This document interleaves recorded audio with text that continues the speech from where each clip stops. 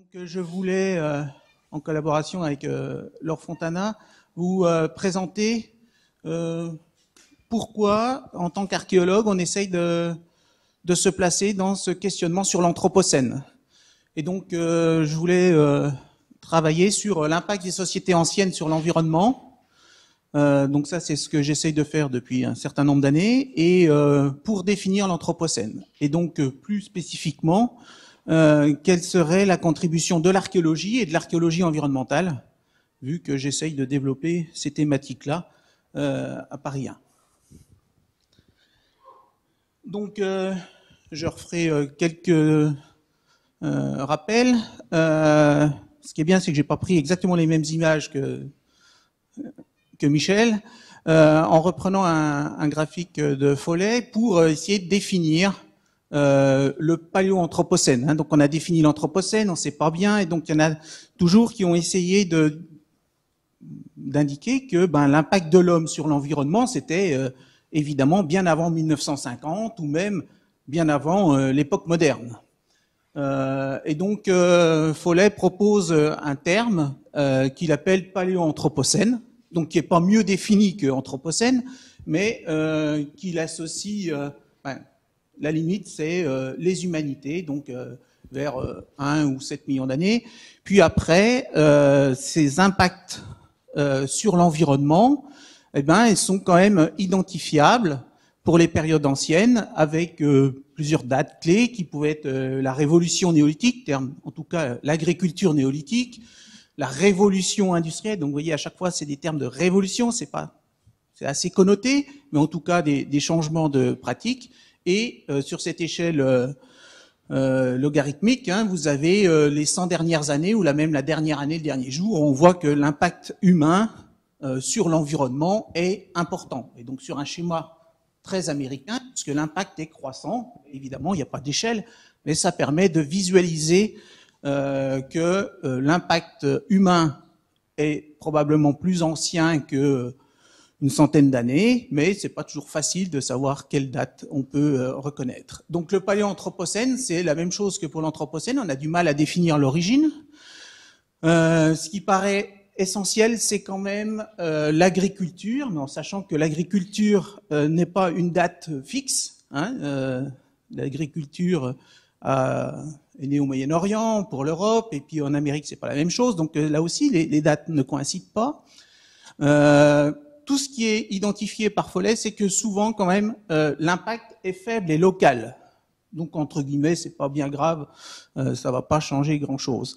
Et ce qui est vraiment visualisé, c'est, comme le dit Michel, c'est les périodes les plus récentes, avec un effet d'accélération, ou en tout cas, on voit plus facilement les effets récents qui sont importants, et les effets plus lointains sont négligés.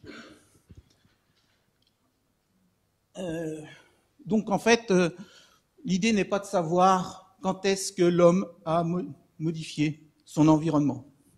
Mais ce qui m'intéresse en tant qu'archéologue, c'est qu'est-ce qui s'est passé avant le XVIIIe siècle, parce que l'Anthropocène, c'est vraiment un concept qui est repris vraiment par les actualistes et les historiens modernistes, Fressoz et compagnie, entre guillemets, c'est-à-dire tous ces gens qui réétudient les périodes modernes et contemporaines en ayant pris ce terme anthropocène et capitalocène, mais n'ont qu'un recul sur les 2 derniers siècles, et je pense qu'on peut certainement aller beaucoup plus loin.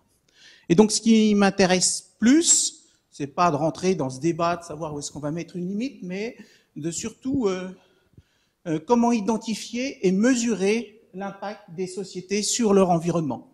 Comment est-ce qu'on peut avoir une vision un peu quantifiée des processus, en sachant que c'est évidemment pas simple. Donc, les principaux problèmes que pose ce genre de schéma, c'est que est-ce que certaines activités passées ont eu un effet plus important qu'on ne le croit généralement? C'est-à-dire que vous voyez bien que depuis le néolithique, c'est quasiment tout plat. Est-ce qu'on pourrait voir des choses plus anciennes, plus importantes localement? Et une autre question, c'est est-ce que certains aspects supposés caractéristiques de l'Anthropocène, hein, la perte de biodiversité, l'augmentation de CO2, ont-ils une origine beaucoup plus ancienne que ce que l'on imagine. Et donc pour ça, il faut faire une histoire des sociétés et de leur environnement. Hein, donc je pense que ça, c'est l'essentiel de la notion d'Anthropocène, c'est de ne pas dissocier les sociétés de leur environnement. Et donc, ce n'est pas les sociétés face à leur environnement. Déjà, l'environnement, il est interne à l'homme. Et donc, le seul mot qui me paraît le plus adapté est le terme de écosystème. L'homme est une des espèces parmi d'autres dans un écosystème qui fonctionne.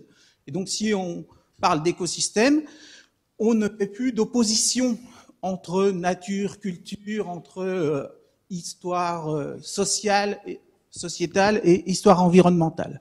Donc c'est essayer de construire une histoire intégrée, tricotée entre des problèmes de société et des problèmes environnementaux. Et donc je pense que l'archéologie et l'archéologie environnementale a sa place pour définir cette relation entre les sociétés et l'environnement. Pas tant d'archéologues que ça qui essayent de faire ça. Et puis surtout les historiens négligent cette approche. Hein. Les historiens ne travaillent que sur des textes, donc pour eux, l'histoire est souvent réduite au dernier siècle.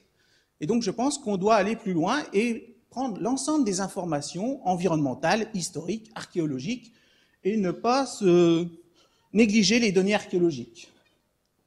Tout ça pour dire que c'est toujours difficile de travailler avec les historiens modernistes. Mais c'est une autre question. Un schéma très simple, bien faux, mais c'est simplement pour situer. Donc vous avez à chaque fois un espace.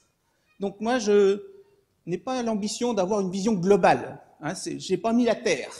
Hein, j'ai mis un petit secteur qui peut être documenté aussi bien d'un point de vue environnemental que d'un point de vue société. Je vous rappelle que si on travaille sur les sociétés proto-historiques de la mer Égée, c'est pas la même chose qu'en Scandinavie. Ça, tous les archéologues le savent. Et donc, on doit travailler quand même avec des échelles spatiales relativement limitées pour pouvoir comprendre l'évolution des sociétés et comprendre l'évolution des environnements.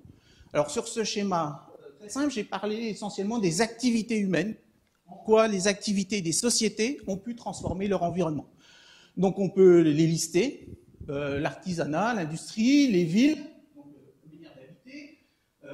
les exploitations de carrières et de mines, l'élevage, l'agriculture, évidemment encore la chasse, tout ce qu'on fait en forêt, hein, l'exploitation de la forêt, mais aussi la déforestation pour y faire d'autres choses après, et tous les transports. Donc il faut essayer de lister ces différentes activités et voir quel est leur impact sur leur environnement au cours du temps. Et donc les impacts, leur effet sur leur environnement, alors je suis peut-être encore un peu pessimiste, hein, j'ai mis les effets un peu sur du noir, hein, ça fait... je pourrais mettre du bleu, jaune pour que ça paraisse beaucoup plus sympa, mais à chaque fois, il y a pollution atmosphérique, pollution des rivières et des océans, modification de la biodiversité, j'ai pas dit baisse, hein, mais modification de la biodiversité, érosion et pollution des sols, et changement géomorphologique avec les carrières, par exemple. Donc vous voyez qu'on peut lister aussi une liste de répercussions des activités sur leur environnement. La seule difficulté, c'est que pollution des rivières et des océans, ce que font tous les environnementalistes, on va mesurer tout ça, vous ne savez pas toujours exactement à quelle activité cela se réfère. C'est-à-dire qu'évidemment, il y a les pollutions chimiques, mais il y a aussi la quantité de matériaux qu'on va transporter dans les bassins versants qui vont changer le mode de pollution, entre guillemets, de ces rivières. Donc là aussi, il n'y a pas de flèche directe entre ces différents types d'actions sur l'environnement et les activités. Donc, je vous présenterai 3 cas d'études auxquels j'ai participé. C'est toujours spatialisé, sur des périodes bien définies aussi. Mais à chaque fois, je vais essayer d'aborder les 5 questions que j'ai rappelées ici. Quels sont les effets sur l'environnement des activités humaines qu'on pourrait étudier? Quelle est leur intensité? Alors, sans mettre des vrais chiffres, hein, même pas des indices de Gini, c'est faible, moyen, fort, un peu au pif, mais au moins essayer de rendre compte de l'intensité. Quelle était l'échelle spatiale? Est-ce que c'est local, régional, hémisphérique? Donc pour quand même cerner un peu le débat d'un point de vue spatial, quel est l'effet de cet impact, si c'est un court terme, ou est-ce qu'il y a du court terme, mais aussi du long terme, qu'on ne perçoit pas toujours? Donc je voudrais insister là-dessus.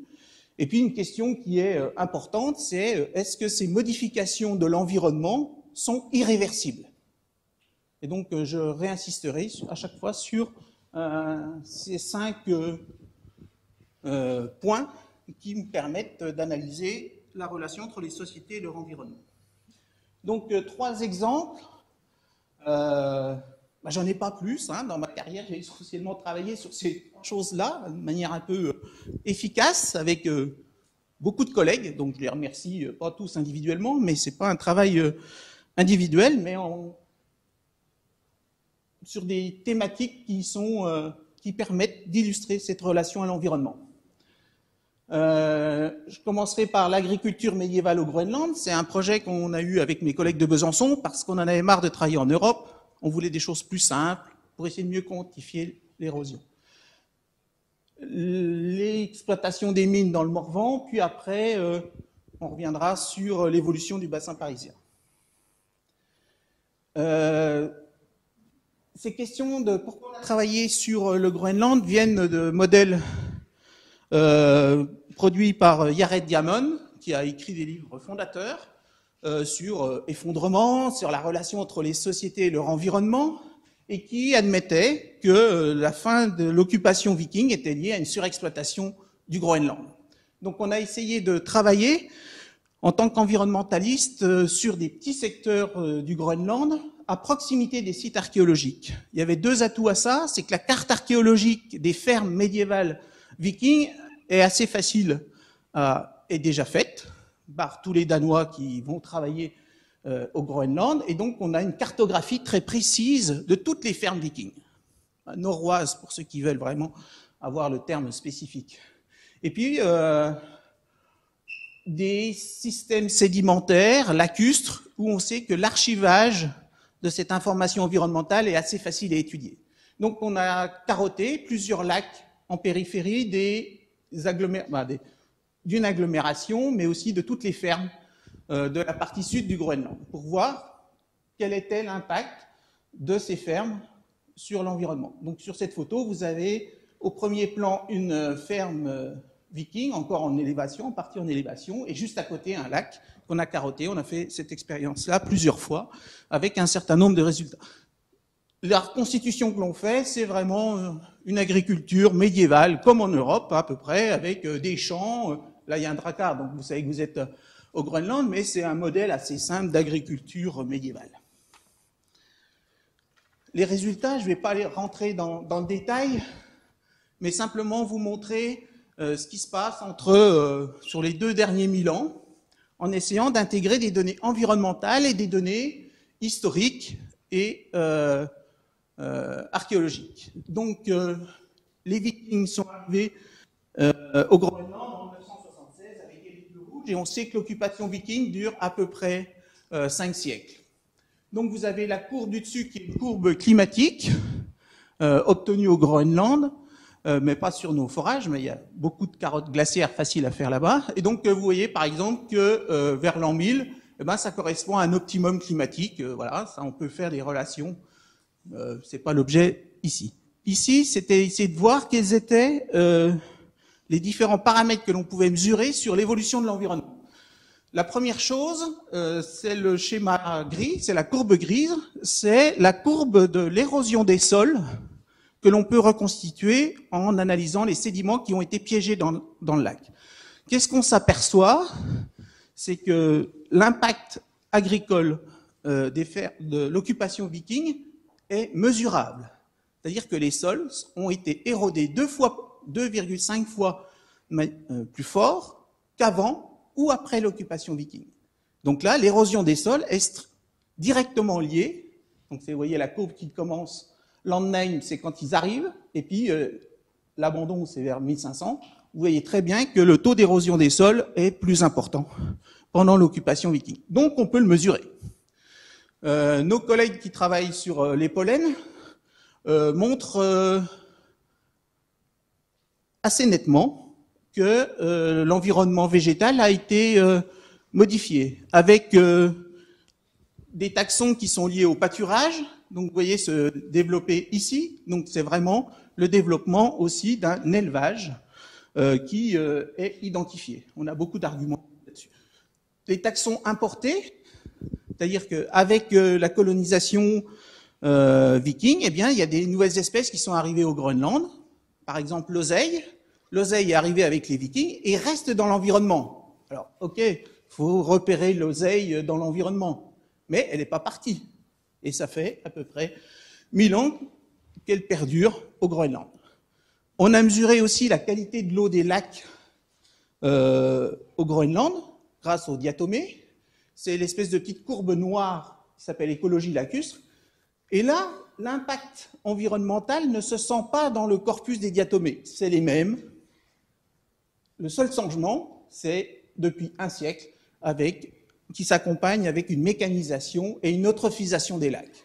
Donc là, vous voyez bien que l'impact de l'agriculture viking ne se ressent pas dans l'écologie lacustre. Donc vous voyez très bien quand même qu'on peut mesurer l'impact de l'agriculture et de l'élevage viking au Groenland. Donc la déforestation, elle est relativement faible.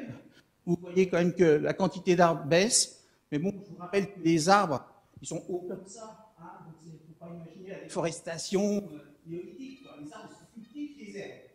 Pas toujours facile. La biodiversité aussi. La biodiversité a augmenté pendant l'occupation viking. Quand on parle de biodiversité, il faut prendre les animaux sauvages et les animaux domestiques. Donc on a ramené les moutons, et on peut le quantifier. Les quantifier, on ne va pas compter les moutons à l'époque viking, mais on a quand même beaucoup d'indices indirects qui permettent de montrer que la production de moutons était importante à cette époque.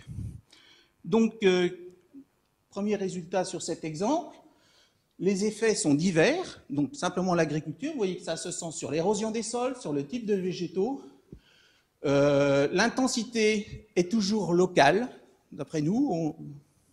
Ce n'est pas l'ensemble du Groenland qui a été déforesté. Le temps est relativement court, c'est-à-dire que l'environnement a l'air de reprendre un fonctionnement classique, où il n'y a plus que des chasseurs-collecteurs, la forêt revient, donc il n'y a pas d'effet très long, si ce n'est que l'oseille existe encore, donc il y a quand même des modifications qui perdurent. Et irréversibilité, oui, non. Les sols peuvent se reconstituer, mais vous avez changé la faune et vous avez changé la flore.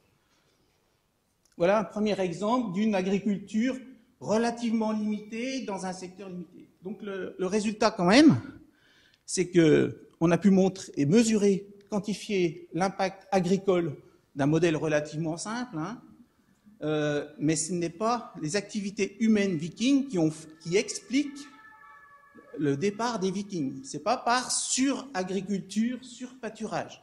S'ils sont partis du Groenland, c'est bien pour d'autres raisons, probablement un refroidissement avec le petit âge glaciaire, des problèmes économiques avec l'Europe, beaucoup d'autres problèmes, mais on ne peut pas mettre ça sur le dos d'une surexploitation de ce secteur qui est pourtant fragile.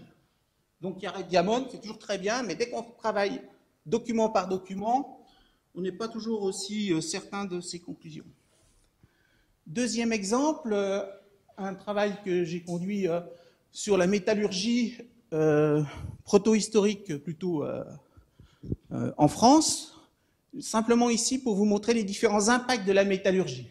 La première chose, c'est des choses simples à identifier, c'est pas toujours évident, l'impact géomorphologique. On fait des grandes tranchées, on fait des mines, mais bon, jusqu'à maintenant, ça c'était considéré comme un canal. Hein, donc vous voyez, un canal qui reliait deux pseudo-rivières qui ne servent à rien en plein milieu de l'Umorvan, mais c'était considéré comme ça dans la littérature, et en fait, c'est des tranchées qui font ici plus de 500 mètres de long et plus de 10 mètres de profondeur. Hein, donc exploité probablement, parce que je n'ai pas une vraie bonne date pour le fond, donc ça c'est quand même la difficulté de l'archéologie, mais qui mettent en évidence quand même des modifications radicales de la géomorphologie localement. Un impact sur la déforestation, pour les mines, parce qu'il faut griller le minerai, donc vous avez obligatoirement une déforestation qui est associée aux activités métallurgiques, et puis souvent, même pour boiser des galeries ou des choses comme ça. Donc l'impact sur la forêt est évident. Vous avez aussi la pollution des eaux. Donc ici, c'est, vous voyez, la couleur rouge de l'eau qui sort du Rio Tinto, qui est, dont Michel en a parlé, hein, c'est une des plus grandes mines anciennes, mais qui fait que l'eau est encore polluée, très largement polluée, depuis cette époque-là, et donc elle est toute rouge, donc c'est pas la peine d'imaginer que vous avez une forte biodiversité. Et puis des pollutions métalliques que je vous ai représentées de manière un peu humoristique sur une gravure du XVe siècle, où vous voyez que vous apportez du charbon, vous avez des lingots, et puis vous avez une émission de polluants atmosphériques, le cuivre, le plomb, le zinc, le cadmium, tous ces métaux qui partent dans l'atmosphère et qui peuvent retomber localement. Bah, déjà dans l'atelier, c'est certainement pas très bon d'y vivre, mais aussi localement à quelques kilomètres. Et puis Michel vous a déjà dit qu'il y avait aussi des poussières qui pouvaient rejoindre le Groenland. Hein. Donc vous voyez que ça, c'est un impact important. Donc différents types d'impact de la métallurgie. Donc l'exemple que je vais vous présenter, c'est l'exemple autour d'un oppidum celtique très célèbre, parce que c'est là qu'on a défini un peu le monde celtique, pour la Gaule au moins. Donc c'est Bibracte, c'est à 900 mètres d'altitude, il fait pas toujours très beau. C'est entre la Saône et la Loire, mais pourquoi est-ce qu'ils étaient là et que c'était un peuple très connu politiquement et puis même économiquement important pour la Gaule? Eh bien, j'avais émis l'hypothèse que c'était parce qu'ils exploitaient les mines dans un secteur du Morvan où on sait géologiquement qu'il y a des filons métallifères. Pour cela, juste à côté de l'oppidum celtique qui occupe le sommet de la colline, dans un beau paysage verdoyant, eh bien, vous avez de temps en temps des tourbières, pas très épaisses, c'est pas aussi simple de trouver des tourbières dans le Morvan que dans le Jura, par exemple.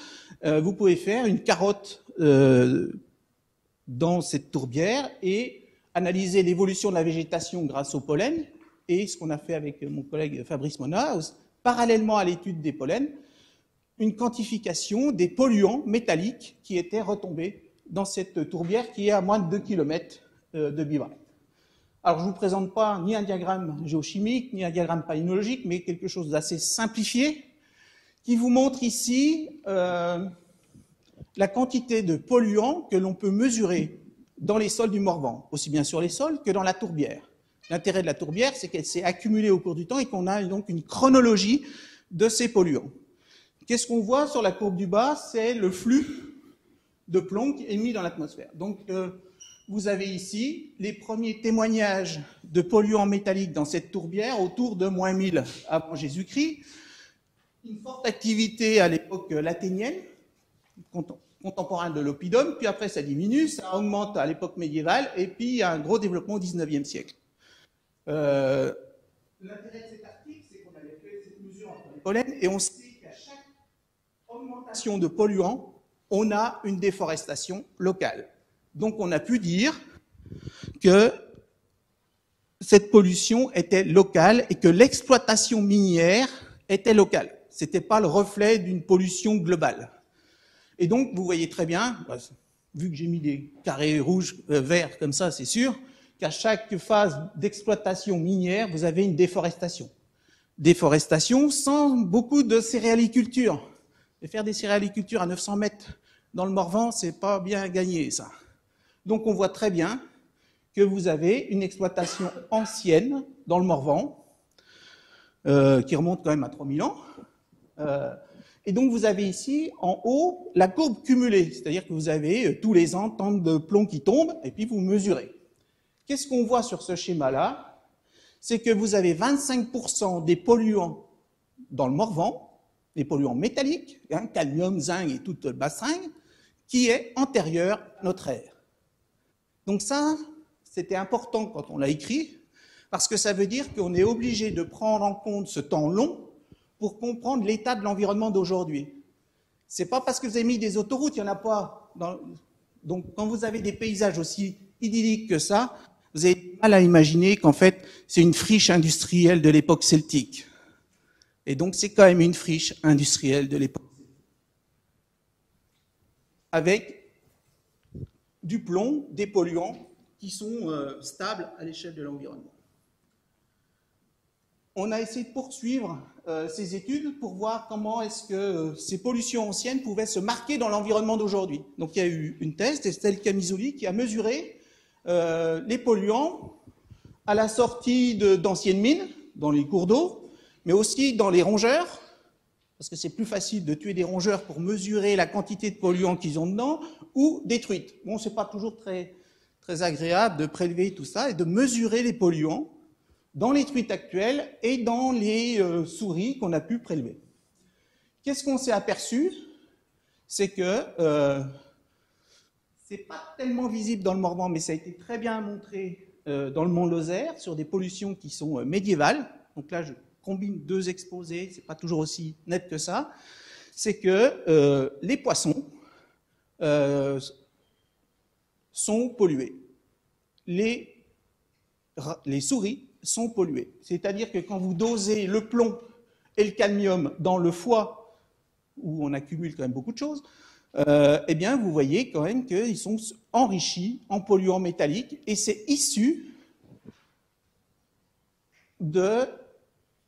du remaniement au cours du temps de tous ces polluants qui sont là depuis l'époque médiévale ou de l'époque romaine. C'était compliqué de le dire pour le Mont Lozère, hein, on a fait cette étude-là, puisque le Mont Lozère, c'est un grand parc national, avec une carte de pêche énorme d'un point de vue budgétaire, et on a démontré que les truites n'étaient pas consommables. Donc depuis notre étude, c'est plus que de la pêche no-kill, c'est-à-dire que vous avez le droit de pêcher la truite, mais vous êtes obligé de la remettre, parce qu'elle est polluée. Et donc avec aussi des impacts épigénétiques, hein, si on a mesuré la déformation, la dissymétrie de ces truites, et on voit bien qu'elles sont modifiées génétiquement de manière épigénétique. Donc, et tout ça est lié à l'exploitation ancienne de ces mines. Donc, conclusion sur cette exploitation minière, les impacts sont divers, aussi bien géomorphologiques que polluants, que sur la végétation. L'intensité peut être forte localement. Hein. Je pense que le Morvan est pollué, mais il ne faut pas trop le dire, parce que tout le monde pense que c'est une belle forêt.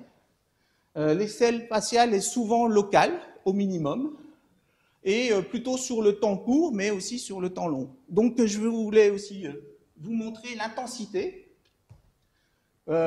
Ici, c'est une des plus belles images de mines romaines, étudiées par mon collègue de Toulouse. Hein, c'est les mines romaines de Las Medulas, en Espagne. Donc tout ce que vous voyez, tout ce paysage avec ces falaises, en fait, c'est les résidus d'une carrière d'époque romaine. Alors, voilà, c'est un paysage de carrière, mais c'est aussi un patrimoine mondial de l'humanité.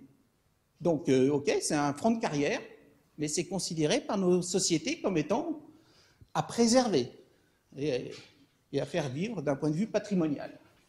Et puis, je finirai sur un impact global. Je remontre ce très beau schéma pour vous montrer que là aussi, il y a un impact local que j'ai pu montrer pour le Morvan, plein d'autres l'ont montré dans différentes régions, mais vous avez aussi une histoire globale des polluants sur lequel on peut mettre des faits historiques, surtout pour l'époque romaine, où on voit très bien que toutes les mines étant exploitées pour l'époque romaine, c'est assez facile de voir l'activité économique d'une société grâce aux polluants piégés dans les glaces atmosphériques, les glaces polaires. Dernier exemple, plus local, peut-être plus compliqué à analyser parce que les activités humaines dans le bassin parisien sont continues depuis très longtemps et qu'on n'a pas toujours les moyens d'analyser la relation entre les sociétés et l'environnement. Donc je voulais vous aborder plutôt les questions de déforestation ou d'état de la forêt, avec des données archéologiques qu'on peut essayer maintenant de formaliser. On peut le faire dans le bassin parisien parce que les fouilles sont nombreuses avec le développement de l'archéologie préventive, et ici, avec un graphique de mon collègue Vincent Riquet, on voit très bien, pour le secteur autour de Troyes en France, hein, du néolithique, eh bien, il y a quelques sites qu'on peut identifier, mais très peu de sites, et puis vous voyez qu'il y a une première phase de développement de sites au bronze et au premier âge du fer, une décroissance du nombre de sites. On ne trouve pas les sites de l'Athènes ancienne, et statistiquement, on n'arrive pas à les trouver. Et puis après, un gros pic qui est deuxième âge du fer, Antiquité. Et je vous rappelle qu'il ne faut pas dissocier le deuxième âge du fer de l'Antiquité. Vous direz ça à tous les organismes de recherche. Puis après, ça s'effondre, mais ça ne s'arrête pas à zéro. Hein. Dans le bassin parisien, il y a encore beaucoup d'activités au Moyen-Âge, puis après au bas Moyen-Âge. Donc on peut avoir des courbes d'intensité d'occupation des paysages, avec une certaine validité statistique. J'ai essayé de construire, mais c'est difficile, un état de la forêt dans le bassin parisien. Michel vous a montré les grandes courbes mondiales, mais ce qui m'intéressait, c'était d'avoir des données spécifiques pour le bassin parisien. On voit ici, c'est la quantité de pollen d'arbres dans les diagrammes palynologiques, et on voit que statistiquement, on est autour de 60% avant 400 avant Jésus-Christ, et pendant l'époque romaine, vous avez déjà plus de 30% de pollen arboréen. Ça veut dire que vous avez déjà plus de massifs forestiers importants à l'époque romaine dans le bassin parisien, en tout cas dans le cœur du bassin parisien. Alors que dans le Jura, chez Michel, il y a encore 80% de forêt, mais les Romains, ils ne sont pas allés. Hein, donc vous voyez qu'il faut quand même spatialiser l'information pour essayer d'avoir un schéma un peu plus valide quand on confronte archéologie et environnement. Donc, la forêt est déjà très absente à l'époque antique, dans le bassin parisien, et l'alimentation de Paris est une ville qui va se développer de manière fulgurante à l'époque médiévale et moderne, nécessite que vous ayez apporté du bois de secteurs très éloignés. Il n'y a plus de forêt locale, et on va chercher du bois dans le Morvan. C'est très bien connu, vous avez des trains de bateaux de bois qui sont flottés et qui arrivent jusqu'à Paris. Donc là aussi, l'impact est déjà beaucoup plus lointain, puisqu'il n'y a plus de forêt autour de Paris, on va chercher les bois beaucoup plus loin. Mais quand vous regardez la carte autour de Paris, vous avez encore des grands massifs forestiers. Vous avez Rambouillet, Fontainebleau, qui représentent que 12% de la surface actuelle, mais ce sont des forêts qui sont préservées parce que vous avez des chasses royales qui s'y déroulent. S'il n'y avait pas de chasse royale, vous n'auriez plus de massifs forestiers à l'époque moderne autour de Paris. Il faut savoir que dans cette forêt qui existe à l'époque moderne, on trouve des sites gallo-romains. Ça veut dire qu'il y avait des phases de déforestation, la forêt est revenue probablement au Moyen-Âge, et vous avez sur certains secteurs peu riches d'un point de vue agricole, des forêts qui sont conservées à cause du poids politique. Il n'y aurait pas de forêt dans le bassin parisien s'il n'y avait pas eu les rois de France. Et puis vous avez la suite de ça, qu'est-ce qu'on va faire? Vous n'avez plus de bois en forêt, plus de bois autour du bassin parisien, et on va développer des énergies, comme vous le savez, avec le charbon, le pétrole, le gaz, le nucléaire, par la suite. Donc là aussi, il faut savoir que ces changements de l'époque moderne, d'un point de vue énergétique, font suite déjà à un état très dégradé du potentiel bois en France, en Angleterre. C'est pour ça qu'on a si largement développé le charbon. Et donc sur ce troisième schéma, les effets de cette déforestation ou simplement de l'occupation agricole sont divers à chaque fois. L'intensité est forte. Il n'y a plus de forêt dans le bassin parisien, ou très peu. L'échelle spatiale est au moins régionale. Et ça se voit sur le temps court, mais là aussi, il y a la déforestation, ça ne se fait pas du jour au lendemain. Mais il peut y avoir aussi des reforestations quand la quantité de territoire agricole diminue. Et je pense que c'est irréversible, parce que tous les sols, comme l'a déjà dit Michel, pour d'autres exemples, tous les sols sont largement érodés. Hein. Les plaines alluviales du bassin de la Seine sont colmatées, au démarrage au moins depuis l'âge du bronze, mais très largement colmatées dès l'Antiquité, suite à l'érosion des sols agricoles, comme l'a montré plein de mes collègues géoarchéologues comme moi. Et donc, pour conclure, c'est pas une conclusion, hein, c'est plutôt des perspectives. Il y a quand même une conclusion, c'est que je pense qu'on peut identifier les activités humaines grâce à l'archéologie. Bon, c'est pas aux archéologues qu'il faut dire ça. Ça, on le sait, hein, je crois qu'on fait ça quand même tous les jours, mais il faut dire aux historiens qu'on peut quand même caractériser les activités humaines, quel que soit le type de société. Et qu'il faut qu'ils soient mesurés. Alors, si on fait le bilan de mes 3 exemples, mais un peu plus largement, les impacts sont toujours divers. Donc, si vous allez travailler sur la métallurgie, eh bien, c'est tous les compartiments de l'environnement qui vont être touchés. Donc, c'est toujours difficile à faire. L'intensité, elle peut être faible, mais elle peut être forte localement, pour les périodes anciennes, hein, bien sûr. Donc, je pense que localement, on a impacté l'environnement de manière drastique. L'échelle spatiale, elle est locale, évidemment, régionale, souvent, et globale. Pour la paléométallurgie, c'est un bon exemple. Mais pour l'érosion des sols, pour toute l'Europe, c'est évident aussi. C'est irréversible. C'est, je pense, ça le plus important. C'est-à-dire que l'environnement ne revient jamais à un état fantasmé, naturel, initial. Ça n'existe pas. Il n'y a pas de création. Je pense qu'on est encore dans des modèles un peu comme ça. L'environnement est toujours en mouvement par rapport aux conditions naturelles de tout ça. Et donc, elles ne peuvent pas être annulées, et donc je ne crois pas à des retours possibles à un environnement non anthropisé, non aménagé. Donc, il faut dire ça aux spécialistes de l'environnement actuel, qui cassent tous les moulins sur toutes les rivières pour faire revenir les saumons, mais les saumons, ils ne vont pas revenir parce qu'il n'y a pas les moulins, c'est qu'il n'y a pas de saumon parce que les conditions aquatiques ne le permettent plus. Et donc, là aussi, il faut faire attention de ne pas avoir une vision idyllique de ce que pourrait être la nature avant que l'homme ait mis un grand chambardement. Donc, d'un point de vue historique, je pense qu'ils sont déjà très importants dès la protohistoire, marqués dès le néolithique, mais je ne veux pas insister, mais c'est pas parce qu'on a inventé l'agriculture au néolithique qu'ils ont déjà tout déboisé partout, quoi. Hein, donc, c'est pas sûr que ce soit toujours le néolithique, mais au moins dès l'âge du bronze, avec des champs permanents, c'est relativement important. Tout ça, ça s'inscrit sur une histoire longue, donc on est obligé d'avoir une vision assez longue, transchronologique, spécialiste de l'âge du bronze, de l'âge du fer, de l'Antiquité, du Moyen-Âge. Donc là, vous n'avez pas de spécialiste de tout, donc il faut travailler au moins en collaboration. Et pour ce qui me concerne dans l'Europe, c'est vraiment la déforestation qui est un agent, je pense, très important et très ancien que l'on peut mesurer. Et qui ont vraiment changé l'environnement.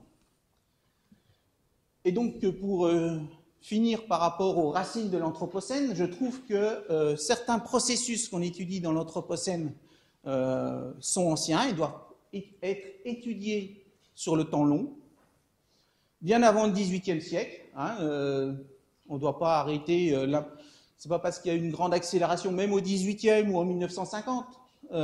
Faut essayer de voir ça quand même de manière un peu plus longue, parce que les transformations de l'environnement par l'homme sont mesurables bien plus anciennement, et que l'Anthropocène, même si c'est un terme qui peut nous exciter, puis qui est bien perçu par la population, ça marque. Moi, je travaille sur l'anthropisation, mais ça ne marche pas, le mot anthropisation. Par contre, Anthropocène, tout le monde accroche sur ce mot, mais c'est toujours un processus historique complexe. Alors, sans parler de la grande accélération, mais je pense qu'on doit vraiment considérer ça comme un processus complexe et qu'on n'est pas simplement pour faire des bilans, mais comprendre comment les sociétés peuvent se transformer. Et puis, pour être optimiste, que nous connaissons encore mal, donc je pense qu'il y a encore beaucoup de travail pour des communautés qui doivent s'associer entre des géographes, des historiens, des archéologues, pour avoir une histoire commune à raconter. Voilà. Merci.